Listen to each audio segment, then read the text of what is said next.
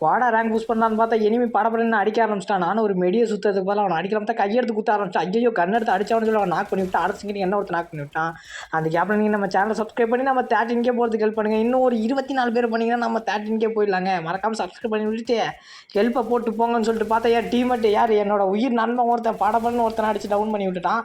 சரி இந்த கேப்பில் அவனை ரிவ்யூ பண்ணி விடுவானுங்களா, ரிவெஞ்ச் கொடுக்கலாமான்னு பார்த்தா சடன்னு என் டீம்மேட்டில் ஒரு ஆள் வேகமாக போய் என்ன நொடி போல ரிவ்யூ பண்ணி விட்டானுங்க பாருங்க. கரெக்டாக ரிவ்யூ பண்ணி விட்டானா சடன்னு இறங்க ஆரம்பிச்சிட்டேன். அவனை பழி வாங்கி ஆகண்டான்னு சொல்லிட்டு ஒரு ரிவெஞ்ச் மேட்ச் கொடுக்கறதுக்காக இறங்கின செகண்டுக்கு கன் எடுத்துட்டு படப்படன்னு நீங்கள் எந்த தாங்க இறங்க என்னை பார்த்தோன்னா ஒருத்தர் வேகமாக ஏற ஆரம்பிச்சிட்டான். நம்ம யாருன்னு தெரியல போல அவனுக்கு.